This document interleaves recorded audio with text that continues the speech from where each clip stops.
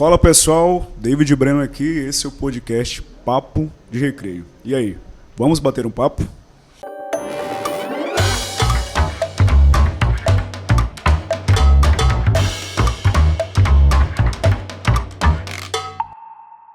Em 15 de abril de 1452, nasceu o mestre italiano Leonardo da Vinci, um dos principais nomes do Alto Renascimento e um dos artistas mais completos de todos os tempos, considerado símbolo da liberdade de expressão e do multiculturalismo.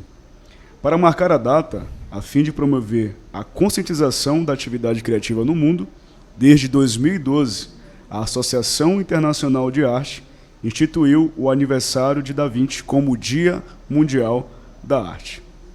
Nas palavras de Leonardo da Vinci, a arte diz o indizível, exprime o inexprimível, traduz o intraduzível. E por meio da arte, podemos compreender melhor o mundo e expressar também os nossos sentimentos mais íntimos. Hoje o nosso podcast Papo de Recreio tem um assunto super especial, que é entender a importância da arte na formação da sociedade. E a gente tem dois convidados aqui especiais para tratar esse tema com a gente, que é o professor Marcos Dominici, fera demais, e a poetisa Débora Mello. Obrigada. Sejam bem-vindos. Obrigado. É um prazer tê-los aqui no Papo de Recreio e vamos conversar sobre a importância da arte. E já vou passar a bola para ti, Dominici, porque muito se fala sobre arte e poucos dizem de fato o que é arte, para que ela serve. Verdade. E aí... Bom, se a gente for levar ao pé da letra, a arte não tem um conceito definido. Você tem vários conceitos e cada artista pode definir a sua própria estrutura. Sim. Entretanto, a função dela é uma só. Essa não tem como, ela é bem absoluta. A arte serve para se comunicar, né? Para expressar. Agora, quando a gente fala isso, parece assim que está muito distante da realidade. E aí eu brinco sempre com os alunos que eu digo assim, né, a gente não vive sem arte. E a parte mais complicada, eu acho que a Débora também passa por isso, você quer consumir, você precisa da arte, mas você não quer saber o trabalho que dá para fazer o processo inteiro. Sim. Então, a arte, nesse caso, ela é literalmente a tua necessidade de escape, de vivência, né? E eu sempre digo, olha, o meu trabalho, da Débora e de outros artistas, é justamente a tua felicidade. É simples. Nossa, interessante isso. Não pensava por esse lado aí, né? Realmente, a gente depende de um momento né? Quando você tem alguém que está cantando, você tem alguém que está escrevendo, você tem alguém que está montando uma peça de teatro, a gente está trabalhando. Né? E às vezes há uma romantização gigantesca. Você é artista, isso. Não, esse é meu trabalho. E eu quero ser respeitado, a Débora sabe o que eu estou falando, pelo meu trabalho, como poeta, como cantor, como músico, como dramaturgo, como ator, né? Como artista visual. Ah, tu faz desenho? Faz um desenho para mim. Eu sempre digo para os meus alunos, não faça. Cobre. Elas não têm a dimensão que por trás de tudo aquilo tem um fundamento, tem um conceito, tem uma técnica. E sempre tem uns perfis interessantes dos artistas. E pode ser que seja até interessante para alguém olhe de fora, né? Por quê? Porque é um processo bem pessoal. Eu tenho os meus desenhos, eu não costumo dividir com alguém, porque são meus. Sim. Mas é uma coisa minha. Os que eu divido são outra história, mas eu cobro por eles. É o meu trabalho. É romantizado para outras pessoas? Sim. Só que o meu trabalho, da Débora, é a felicidade dos outros. Muito basicamente bom. Isso. Eu vou guardar esse conceito da função da arte para sempre aí. Débora, qual é o papel da arte aí na tua formação, tanto profissional como pessoal? É até complexo responder essa pergunta porque a arte, ela me salvou de mim mesma dentro da minha graduação. Porque eu tive... Qual é a tua graduação? Eu sou formada em Ciências Sociais. Ah, beleza. Na Estadual do Maranhão. E eu passei por processos... como é que eu quero dizer isso? Alguns processos tensos, né, de discriminação, eu esqueci a expressão epistemicídio, né, que é uma outra forma. Geralmente pessoas negras elas se elas não conseguem se encaixar muito nesse Como é o formato. nome do termo? Epistemicídio. É um preconceito que você sofre quando você não consegue encaixar um conhecimento que você tem dentro de um padrão que já existe, que é de artigos, de produção Sim. textual. O professor entende o que eu estou falando. E aí eu descobri que eu era poeta, que eu era performer, que eu tinha outras habilidades que não escrever um artigo, que não alimentar um Lattes todo mês com coisas e dedicar horas estudando teóricos que não estavam contando a minha história, que não estavam contando a história do meu povo, ainda que eu me identificasse em determinados aspectos e circunstâncias com o curso com o qual eu estudava. E aí, quando eu me descobri, né, conseguindo ter todas essas habilidades, eu entendi que eu não precisava me limitar a essa formação, que eu poderia desenvolver outros perfis que não só a Débora formada, a Débora tendo uma graduação em Ciências Sociais. Sim. E, assim, resumindo, né, como eu disse que ia fazer, um determinado cenário artístico e de produção audiovisual me descobriu e aí começou a me convidar para videoclipes musicais. Então, assim, hoje, que importância a arte teve na minha vida? Foi de fazer eu me descobrir enquanto Debs poeta, enquanto artista. Essa foi a importância que a arte teve na minha vida.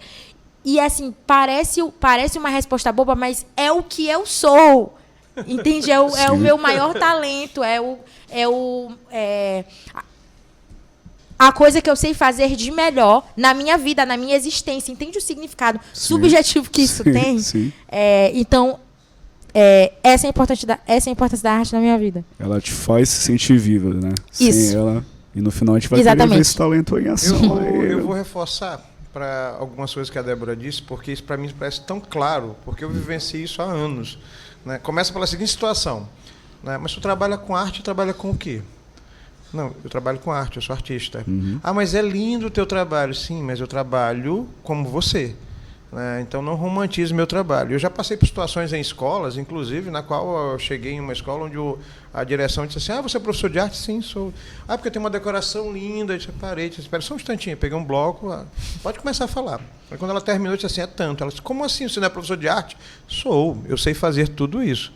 Só que isso não é premissa do meu trabalho. Aí dei uma aula sobre LDB básica, né, e como a gente contextualiza essa situação. E isso acontece, inclusive, com os próprios colegas, onde há uma banalização do trabalho do artista, já que a gente veio de um processo da ditadura militar, onde a arte era colocada para substituir ou um cobre-buraco de alguma coisa. Sim, né? Já passei por situações com pais, com alunos, com família, né? E aí é um preconceito muito grande quando você diz assim, eu sou artista, eu estou artista. O que é que você faz? Parece que, como ela falou, parece que não há algo concreto do teu trabalho. Mesmo que seja muito relativo você entender o processo de criação dela, o meu que trabalho com teatro, ou de outra pessoa que trabalha com música, né? A única diferença é que a gente tem uma liberdade maior de dizer o que a gente sente através da arte. E aí eu digo que todo mundo precisa dela, inclusive para sobreviver. Ela disse, me salvou, a mim também, recentemente. Eu passei, alguns colegas sabem disso, eu passei por 2 vezes, quase, né, indo em situações complicadas em hospitais, uma por Covid, outra por um problema de trombose. E o que me salvou para que eu não surtasse dentro de um centro cirúrgico, dentro de uma UTI, foi a arte. Né? O que fez eu retornar foi a arte. A questão durante a pandemia foi o que salvou muita gente, só que as pessoas não admitem isso. Verdade. E falando em pandemia, esses anos de 2020 e 2021, a gente viu que um dos recursos aí para manter a nossa sanidade foram diversas intervenções artísticas, né? Músicas, filmes, lives, teve lives aí, né? A produção audiovisual. E aí a gente teve que, esse período de pandemia, consumir, né, essas produções, né? E aí, professor, como é que o senhor avalia o papel da arte nesse momento tão crítico da nossa história recente, né, da pandemia? Bom, qual foi a importância dela para a gente? Eu vou reforçar uma coisa que eu falei logo no início, né? Você quer ver o artista produzindo, você quer ver a Débora produzindo poesia, performance, entre outras coisas, mas você não quer valorizar o trabalho da Débora, você só quer o resultado. né? E aí é complicado porque, se você levar em consideração, eu costumo dizer para os alunos que quando você está bem, a música te leva nas alturas. Também quando está ruim, na bad, a música vai junto contigo no buraco. E eu estou falando de uma manifestação artística da qual as pessoas não se dão conta que é arte. Até tem gente que não tem conhecimento simplório de que música é arte. E acha que, parecem alguns alunos do final da ditadura, o que é arte? É desenho. Não é só isso, você tem uma série de manifestações. E aí, nesse caso, a pandemia deixou claro, nitidamente claro, que se não fossem as manifestações artísticas, se não fossem as diversas estruturas, muita gente tinha surtado.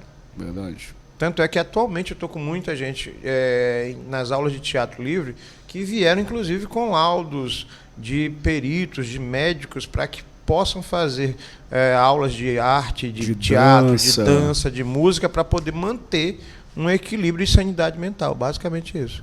Muito bem, muito bem. Gente, e aí? Estão gostando do nosso podcast Papo de Recreio? Fica aí, a gente vai dar uma rápida pausa aqui e a gente volta já já.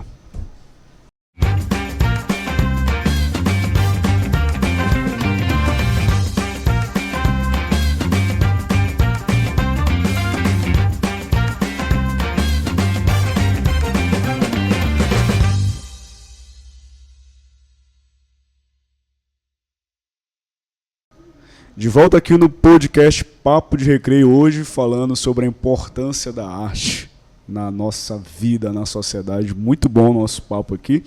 A gente está aqui com o Marcos Dominici, fera demais aqui, admiro demais esse professor, e a poetisa Débora Mello. Que já contou, maravilhosa. Já contou um pouquinho aqui como é que foi esse start aí, né? Onde ela percebeu que a arte era a essência da vida dela.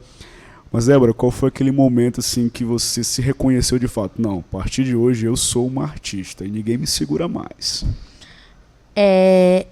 Esse momento foi a partir das minhas amizades, das pessoas que estavam acompanhando, né? Que estavam me acompanhando nesse processo enquanto poeta, do que de mim mesma. Claro que eu sei o que é uma pessoa ser artista, mas eu não achava que eu me encaixava talvez nisso. Quando as pessoas validam isso, né, que a ficha vai caindo. Né? Até porque eu não tinha pretensão nenhuma de ser artista, eu não tinha pretensão nenhuma de estar num clipe audiovisual, como, por exemplo, do Marco Gabriel, que tem mais de 1 milhão de visualizações. Eu não tinha essa pretensão. E isso foi consequência da qualidade das minhas poesias, que as pessoas foram se sentindo representadas, que as pessoas foram gostando.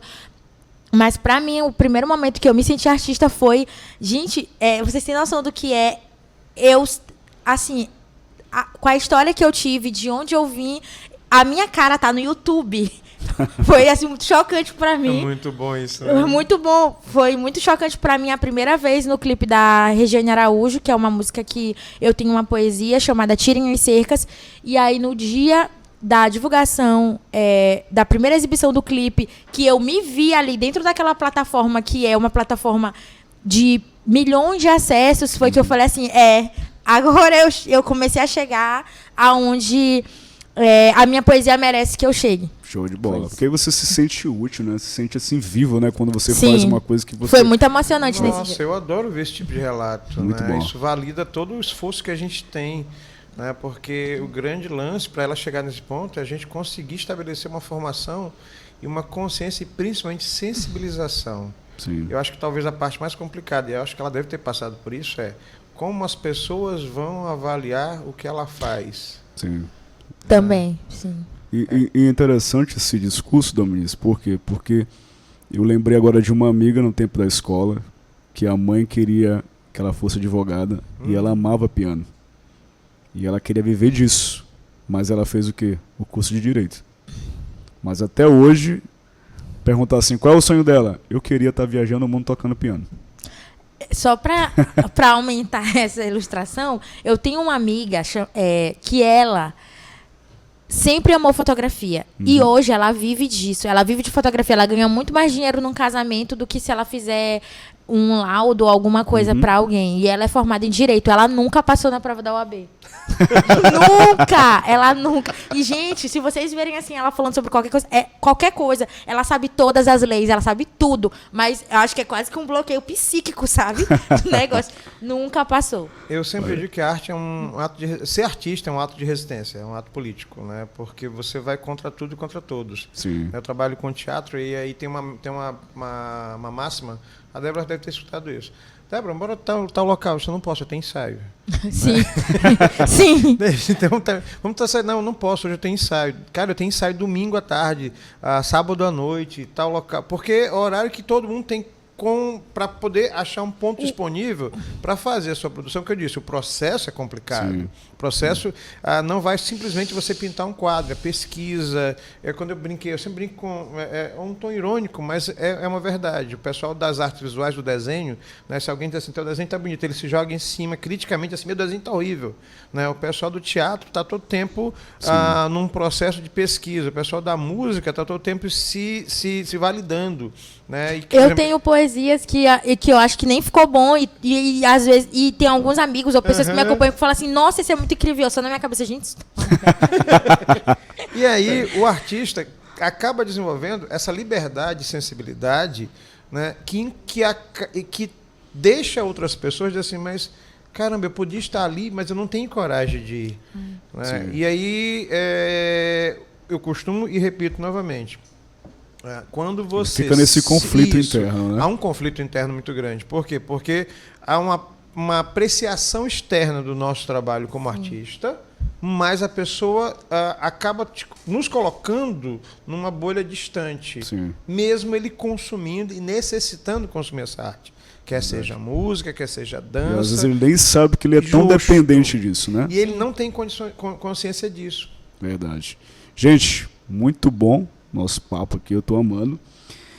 E a gente também vai ter participação dos nossos estudantes, tá? Então a gente vai ter uma perguntinha agora deles naquela telinha bem ali.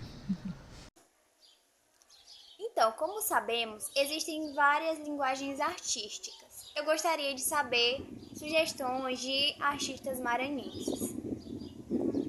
Muito boa pergunta aí, pessoal. Agora a gente vai ter sugestões aí de artistas locais maranhenses. Então eu fiquei curioso também aí pra gente mostrar pra galerinha que a gente tem bons artistas na nossa terra aqui. Muita gente boa. Débora, e aí? Indica aí. Além de você, é claro. Então, quem quiser me seguir... Vai ter se mexer no final, fica tranquilo. Eu gostaria de indicar artistas que estão próximos da esfera da qual eu tenho proximidade, que é o hip hop, e que às vezes eu queria até dizer que eu vou em escolas, tem acho que 2 semanas que eu fui numa escola fazer uma oficina de turbante, e quando a gente fala para os alunos de bairros mais afastados desse contexto de centro histórico, eles não sabem nem quem são esses artistas, e assim, é muito chocante, eu falo assim, real, é até um desabafo muito chocante saber que existem artistas negros tão bons na nossa cidade, que estão em festivais e que estão em museus com as suas artes fora até do Maranhão, e esses jovens não conhecem essas pessoas. E aí a gente poderia, né, dizer que, enfim, destrinchar aqui por que motivos isso acontece, mas fica para um outro podcast. E aí eu queria indicar o Marco Gabriel, que é um rapper maranhense, premiado, que tem clipes no YouTube, que tem música nas plataformas de streaming. Marco Gabriel. E a obra dele é muito incrível. E as letras dele são aulas assim, sobre história social, sobre a história do negro no Brasil, sobre a história do hip hop, do rap. Assim como ele fala também do contexto maranhense? Fala. Os clipes dele, todos são em cenários de periferia, que ele explica a vivência do negro jovem na periferia. Então, eu acho ele muito incrível. O Abiodun, que tem como nome artístico Biodes, que também é um menino do rap, só que ele usa mais elementos africanos, e aí ele vem com algumas referências de histórias africanas. Show de bola. Ele também é muito bom. Pantera Black, que é uma mina preta da música do hip hop, que ela é incrível. Ela se apresentou no Rock in Rio. Foi mesmo? Nesse último Rock in Rio, ela estava em um dos palcos e ela é muito boa. É uma referência para as meninas. Negônica, que é do grafite, que tem grafites espalhados por São Luís inteira. Tem aquele conjunto que fica ali de frente pro... Um conjunto de apartamentos que fica ali no... Hospital Dutra. Isso. 2 grafites daqueles são dela. 2 que estão lá na Muito parede, de 2 mulheres negras. Ver uma mulher no grafite. Exatamente. Eu ia comentar sobre isso. M. Paixão, que é uma drag maranhense que canta, que é muito boa, premiadíssima. Como o nome? M. Paixão. E-N-M-E Paixão. Que é também rapper. Silvana Mendes, que é uma mulher preta que tem colagens em museus nacionais. Ela vive sendo chamada e sendo selecionada em editais no Museu de Arte do Rio de Janeiro. Também já tem obras dela no MASP, que eu acho que é Museu Artístico de São Paulo. E ela também é muito boa. Nossa, cara, muita gente boa aí no Vinícius. Bom, eu vou puxar... Maranhenses, hein? Maranhenses. Eu vou puxar pro gancho da minha área, né? Teatro. Mas eu vou citar também o Gil Leros. E toda a equipe que tem, por exemplo, murais ali na região da Vila Gorete, nas colunas da Ponte Bandeira Tribuzzi, que tem a primeira galeria de arte urbana. Eu sou um amante do grafite, porque a gente precisa de arte na cidade. E está acontecendo não só pelo Gil, estou falando de vários, porque foi a referência que eu tenho dele, mas de outros, inclusive alguns ex-alunos meus, meninos e meninas, da arte urbana, que passa por um processo de marginalização e começou a ter uma outra visão. Né? Então, a arte urbana em si, olhar a cidade e perfis nas redes sociais desses artistas. O Gil, pegando dele, a gente consegue vários outros. Eu conheço o Gil, tá? Maravilhoso. Gente boa demais. E a cena teatral maranhense, da qual as pessoas não têm noção. Eu costumo ouvir isso. Mas tu é daqui de São Luís, né? A gente tem uma cena teatral gigantesca. Onde é que a gente pode achar? Tem uma série de espetáculos nossos, maranhenses, com companhias, grupos de teatros, atores, né? Tanto do CACEM, que é a escola de teatro em nível médio, assim como os alunos da UFMA, além de outras escolas de teatro e grupos de teatro espalhados pela cidade inteira, pelo estado inteiro. Então, há muita coisa em redes sociais que você consegue facilidade. Show de bola. Algumas instituições, inclusive com a Semana de Teatro Maranhense, o Teatro Arthur Azevedo, o SESC, é um extremo incentivador nos sites deles. Você consegue muito material de teatro daqui de São Luís. Então você que está vendo essas referências locais, que tem uma veia artística aí escondida, tímida ainda, mas que quer deixar isso aflorar, depois no final o Dominici e a Débora vão deixar o Instagram. Vocês podem procurar eles, né? Para pedir essas referências, enfim. Será bom demais. E tem mais pergunta do estúdio. Essa primeira eu achei sensacional, viu? Muito boa. E essa segunda que vem aqui, essa vai ser polêmica.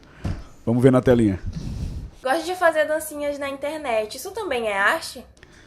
Ixi, aí agora pergunta polêmica aqui para nossa bancada aqui. Dominici, Dominici, é contigo essa bomba, e depois com a Débora. Dancinhas é arte. No TikToker, né? TikTok, eu fiz Instagram. uma interação, né? Eu costumo fazer interação no meu Instagram pessoal. E aí eu coloquei, não coloquem perguntas polêmicas. Aí me perguntaram recentemente sobre uma TikToker, youtuber, digital influencer, conhecida de reality show, que atualmente está atuando em novelas. Bom, a gente está numa situação polêmica gigantesca. Por quê? Porque você não está falando só de alguém que está atuando, você está falando de alguém que traz um retorno financeiro gigantesco. Sim, então, sim. Você não pode simplesmente analisar por um ponto único. Isso chega a ser infantil. De qualquer forma, eu vou repetir o que eu falei no início. Talento é geralmente uma predisposição, mas parte do talento é trabalho. 90% do talento é trabalho. E aí, não é impossível, aliás, é extremamente possível, qualquer pessoa com esforço próprio, inclusive eu já vi gente passando por isso, eu já experimentei situações desse tipo, onde alguém queria fazer uma área de desenho e disse assim, me chamou para dar aula, mas eu não sei desenhar nada, então vamos começar do zero, até chegar em algum ponto, e aí você desenvolve o teu trabalho. Então, é esforço. No caso das dancinhas do TikTok, eu acho até a forma pejorativa da palavra, né? você tem uma série de circunstâncias que não são só danças, né? Você tem efeitos sociais, você tem as redes sociais, você tem o retorno financeiro disso, e todo mundo sabe isso, seria ingenuidade falar sobre essa situação. Então, quando você coloca se a dança do TikTok é arte ou não, você está limitando a discussão em uma série de pontos. Sim. Então, você não pode simplesmente assim, é arte ou não, e eu não vou cair no risco de dizer não porque eu não quero, mas é porque a gente tem que analisar uma série de outros aspectos, entendeu? Sim. Até porque tem atores formados, atores com formação, que migraram em função da ausência de trabalho na atuação para as redes sociais, para esse tipo de situação. Eu já vi alguns atores que disseram assim, olha, eu cheguei e o diretor disse, você não tem perfil para esse tipo de coisa. Aí ele entrou num processo de depressão, depois de passar 4 anos numa faculdade de teatro, fazer especialização, e ele não se viu em outra situação. E aí levou o trabalho dele para as redes sociais. Então, é uma faca de 2 gumes gigantesca, Sim, não só com a sim. dança, mas também com a atuação, entre outras situações. Muito bem. E aí, Débora? Polêmico, né? Então, gente, eu queria dizer que eu também sei essas danças. Muito bom. Só que vamos lá. Ela arrasou agora aí, não tem jeito. Então, eu concordo, né, em parte com o que o professor Dominici falou. E a forma como eu enxergo as dancinhas do TikTok, eu acho que elas são um atrativo grande porque elas entraram numa plataforma, aliás, elas entraram num contexto que é de você compartimentar cada vez mais, né, a forma com que a gente se distrai com a música, com o teatro, com o conhecimento. E ela se uniu a uma sensação que é da competição. Porque isso acontece entre as tiktokers mais famosas. Sejam as que trabalham com maquiagem, sejam quem faz a maquiagem mais rápida, quem faz a maquiagem mais perfeita, quem faz a dancinha mais perfeita, quem... enfim, tem diversas formas e conteúdos que são oferecidos dentro dessa plataforma. Então eu acho que essa sensação da competição, da brincadeira, da ludicidade, ela é muito atraente. Sim. Ainda mais para os jovens, que são o maior público Com certeza. da plataforma, né? Sim. De certa forma. É arte ou não é? Eu acho que é uma faca de 2 gumes também. Tem gente que leva muito a sério isso. Então, assim, quem leva isso como trabalho, eu acho que a gente pode entender que naquilo dali a pessoa realmente se dedica muito. Porque tem coreografias que, de fato, são muito difíceis. Casos e casos. Tem casos e casos. Então, eu acho que essa pergunta, ela... Aliás, que a forma de responder essa pergunta, ela pode... a gente tem que relevar. Entendeu? Tem algumas coisas pertinentes e mais técnicas. Por exemplo, nas múltiplas inteligências, tem a inteligência do corpo. Né? Alguém que aprende movimentos com extrema facilidade. Exatamente. Por exemplo, um atleta, tecnicamente, ele aprende a dançar tecnicamente, mesmo ele não sabendo a estrutura coreográfica, ele aprende a dançar mais rápido porque ele tem condicionamento do corpo. Inteligência motora, né? Justo. Exatamente. E tem algumas pessoas que reproduzem movimento com mais facilidade por causa dessa inteligência do corpo. O que não quer dizer que o tempo que a gente fala, né, do processo de aprendizagem de outra pessoa seja exatamente igual. Então, depende muito de uma série de fatores. Então, você resumir, porque isso soa mais como uma crítica em função de você não saber exatamente se a pessoa que está produzindo esse conteúdo, que é necessário na internet, que é um atrativo, que é justamente o que faz a gente passar horas olhando, né, as dancinhas, ou até reproduzindo como um mecanismo tu tem social. TikTok, Domingos? Não tenho. não tenho. Como rede social não tenho. Mas eu sou viciado no Instagram, nos Reels, e o próprio pessoal do meu grupo de teatro produz com o intuito de divulgação. Então você tem uma série de possibilidades. Então, reduzir as dancinhas, simplesmente a pergunta que tem um tom mais crítico, um tom mais do... Será que isso é porque eu trabalho tanto? E será que aquela pessoa talvez não seja, por exemplo, um bailarino profissional que esteja fazendo o processo de divulgação do trabalho, e esteja aproveitando a onda? Sim. Então, é uma série de possibilidades. Resumir é um risco muito grande, não por medo, mas porque a gente não conhece o histórico de cada E se faz necessário a gente trazer esse assunto aqui, porque faz parte da nossa cultura hoje, né? Verdade. Eu tenho uma sobrinha adolescente que me convida para fazer as dancinhas, só que eu não faço, tá? Não faço, mas ela... Sei. Já fiz umas vezes. Pronto. Escondendo o jogo aí. Muito bem. Agora a gente vai trazer o nosso papo aqui um pouquinho para o ambiente escolar. Uhum. A gente sabe que a gente tem diversas linguagens artísticas que podem ser trabalhadas nas escolas, mas eu queria ouvir de vocês quais sugestões de políticas públicas que vocês acham que seriam revolucionárias nas escolas, que está precisando, está faltando. O que vocês acham aí? Quer começar? Mas por mim pode ser. Não. Então, eu acredito que o hip hop ele é uma ferramenta extremamente poderosa, né, para a educação. E o professor Domici sabe do que eu estou falando. Uhum. O hip hop ele é uma ferramenta social, política, que tem uma capacidade de educar as pessoas para viver em sociedade, para pensar sobre o que elas comem, sobre quanto elas estão pagando pelo que elas estão comendo, Sim. sobre onde elas moram e sobre onde elas moram e sobre onde outras pessoas moram e por que esses lugares eles não são iguais. Então eu acho que existe uma intenção que eu me atrevo a dizer que ela é pedagógica, Sim. de impedir que essas pessoas acessem a determinados conhecimentos ou conceitos ou noções de vida. Então, eu acho que uma política pública, né, extremamente interessante seria introduzir o hip-hop nas escolas. Ou introduzir, por exemplo, o ensino de história africana e afro-brasileira nas escolas. Ou introduzir o ensino de história indígena nas escolas. Ou trazer o ensino de arte como uma diretriz com recurso, com paradidáticos e didáticos mais eficazes e mais eficientes e mais como é que eu quero dizer, que a arte merece, sabe, que o ensino de arte merece dentro da história escolar brasileira. Então eu acredito que isso é extremamente importante dentro de uma história de educação e de formação escolar para o nosso país e para o nosso estado. Show de bola. Eu vou um pouco mais além e pegar só o gancho do que ela falou. Eu vou fazer uma comparação bem simplória. Os países desenvolvidos, principalmente os países do primeiro mundo,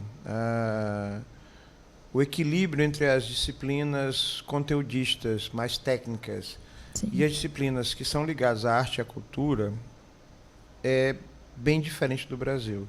A questão aí, eu vou até ampliar o leque que a Débora falou, né? Ela falou do hip hop, eu estou falando de uma coisa bem maior.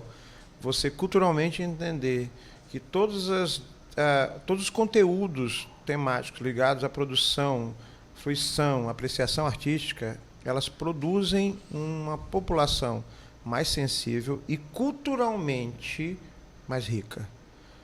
E aí eu não vou colocar simplesmente o hip hop, vou colocar a arte de maneira geral para que as pessoas tirem o preconceito, inclusive dentro das escolas, onde há de maneira geral, estou falando isso por anos de experiência, né? O professor de arte ou o produtor de arte dentro da escola, ele é colocado no segundo plano, no terceiro plano. Inclusive, até pela quantidade de horas-aulas que ele tem, ou a produção. A gente trabalha muito, uma hora-aula para cada turma, você tem que fazer milagre da multiplicação com alguma coisa. E tu é de educação física, sabe o que eu estou falando. Nesse caso, por exemplo, quando eu já fiz a experiência, levei uma turma do EJA para assistir à orquestra brasileira na Praça Maria Aragão. Então, tinha aluno que nunca tinha tido acesso a isso. Nossa. E aí o aluno chega e diz, caramba, que coisa maravilhosa. Eu não estou falando só do hip hop, só das produções que são necessárias e críticas para que a gente tenha essa estruturação cultural, mas eu estou falando do acesso à arte, à cultura de maneira geral. São políticas públicas limitadoras, as próprias direções, as próprias estruturas de secretarias precisam olhar isso com uma visão diferente. Quanto mais produção, quanto mais conhecimento, quanto mais criticidade e acesso à arte e à cultura, mais rico é esse povo, né? Com certeza. Caramba, é muito, muito diferente quando você compara, por exemplo, a um europeu que tem uma visão aberta sobre esse processo cultural, inclusive sobre o hip hop. E aí é estranho quando você vê que alguém acha, por exemplo, o hip hop, ou o movimento hip hop, ou o rap, o grafite, a dança de rua como algo marginalizado, como algo que vem do proletariado, que na verdade é uma forma de você expressar, dizer assim, eu estou aqui, eu sei fazer, faço bem, eu existo. Sim. Né? Porque se a gente fizesse um parâmetro, poucas manifestações de arte nasceram elitizadas. Verdade. Verdade. Sim. É estranho isso, é o paradoxo. Né? Você consome a arte que vem, né, da base, mas você não quer utilizar ela como... eu estou falando isso pela minha área. Né? Eu faço teatro. Que legal, você faz teatro, mas soa bonito, mas não sabe o trabalho que dá. Sim. Né? Verdade. Tem que ter uma visão diferenciada sobre isso. E aí não depende só da gente. Lógico, os trabalhos individuais, meu ou do professor dela que estimulou isso, de outros professores, a gente luta literalmente, muitas vezes sozinho dentro de uma escola, porque há uma falta de apoio da direção, uma falta de apoio da secretaria, das escolas particulares. Eu comentei sobre isso, entendeu? Verdade. Eu queria dar um exemplo sobre isso, que pelo menos até onde o meu olho alcança e consegue acompanhar as histórias dentro da história do ensino de história maranhense. A gente não vê falando sobre o Bumba Meu Boi, que existem 5 sotaques, que isso dá muito trabalho. Você fala, né? Que bom, isso dá muito trabalho. E aí quando tu vai para os São Joãos no Maranhão, todo mundo tá lá, São Luís inteira tá lá, achando lindo. Ainda tá achando lindo o sotaque de Zabumba. Tem um vídeo que a gente gravou na plataforma, né, que fala sobre uma coisa que eu digo assim, gente, a gente vive numa cidade que é patrimônio cultural da humanidade. Isso mesmo. As pessoas não sabem nem por quê. As minhas aulas, em qualquer escola que eu esteja, seja de rede pública, eu coloco como conteúdo. É necessário. Perfeito. Gente, que papo, hein, gostoso, né? Foi um papo mesmo belo, né? Feliz demais com vocês aqui. De fato, né, a gente precisa de arte, a gente precisa de música, a gente precisa de poesia, né? A gente não somos apenas máquinas racionais, a gente precisa de sentimento, de emoção, enfim. E foi um papo sensacional. Quero agradecer a presença de vocês aqui e espero que vocês tenham gostado. E a gente chega aqui nos nossos recadinhos finais. Eu vou te cobrar uma poesia no final, viu? Mas eu queria que vocês dessem uma saudação para nossa galera aí. Pode deixar a rede social também. Um recadinho final aí para a gente se despedir. Bom, eu quero agradecer o convite, né? E que as pessoas entendam o quanto a arte é necessária para que você viva. Perfeito. Basicamente isso. Né? Eu sempre digo que a arte salva, mas ela não salva só porque parece utópico ou romantizado. Ela salva porque você precisa dela para respirar. Né, e ser uma pessoa melhor, simples. Muito bom. Débora? Eu queria agradecer ao Papo de Recreio pelo convite, a toda a produção também que se empenhou para que eu estivesse aqui, e queria fazer um apelo de que as pessoas elas consumam mais a arte maranhense. A gente tem muita gente boa em diversos âmbitos, no teatro, na música, na poesia, na dança, que as pessoas também possam estar prestigiando mais os festivais, porque acontecem, né? Festivais de música, festival da semana de teatro, festival da semana de dança. Então, assim, dentro do possível que essas pessoas possam estar se interessando mais e procurando saber o que está sendo feito dentro do nosso estado. Muito bom. E que é muita coisa. E agradecer pela oportunidade de ter conhecido o professor Domingos. Prazer. E aí vai ter essa poesia final pra gente aí. Vamos fazer. A gente manda as redes sociais também? Pode. Nem pode falar. Até porque o estudante quiser te pedir umas referências aí, né? Eu sou péssimo. @Marcos_Dominici, tudo com I. E Grupo Teatral Improviso nas redes sociais. Beleza. Vou seguir já. O meu Instagram é @debspoeta, Debs, DEBS, _poeta, não tem mistério. Show. Quem quiser seguir e também pegar as referências que eu falei, só chamar. Boa. E para encerrar aí, com chave de ouro, Um poema todo especial com a Débora Mello. Então eu vou fazer uma poesia chamada 7 da manhã, que eu fiz numa experiência de domingo que eu estava voltando para casa. Voltando da feira, desci a ladeira, numa mão eu tinha sacolas e na outra um guarda-chuva. Eu cheguei na minha porta, 2 menor, nem 7 anos, banhando na chuva. Chegam na minha porta e pedem banana e eu dou 3. O esgoto tá passando na porta e a brincadeira, o pisa-pisa, tu reparou? A doença ali, ó, só escorando. Teu filho acordando vestido, agasalhado, café da manhã na mesa, vitaminas, minerais e todo cuidado. E eu só vejo e continuo vendo os 2 menor. Moram no barraco, a mãe usa droga. Eles mal vão na escola, mas o que me choca é que o caso não é um só. Desigualdade tete a tete, dando de pau na hipocrisia de vocês. E José não tem direito à infância? Eu aposto com você que ele queria ser só criança. Esse ciclo se repete, mas depois só repetem que a juventude criminalizada tem uma cor que escolheu, que testou e que se morreu é porque vacilou. Podia ter estudado, podia ter tentado, podia até ter dado para chegar, mas não deu. Cresceu sem exemplo, viveu só o tormento e não descobriu como vir exceção. Porque a regra que dá-lhe é a regra da submissão, da falta de pão, da droga ali pelo meio, da arma na mão. Eu torço pelos meus, para que pela educação eles não sejam a mão que disparou o tiro e nem o corpo estirado no chão. Nossa. Maravilhoso, maravilhosa. Lindo. Obrigada. E assim a gente encerra o nosso Papo de Recreio de uma forma totalmente especial. Fantástica. Fantástica. Até o próximo Papo de Recreio, gente. Valeu.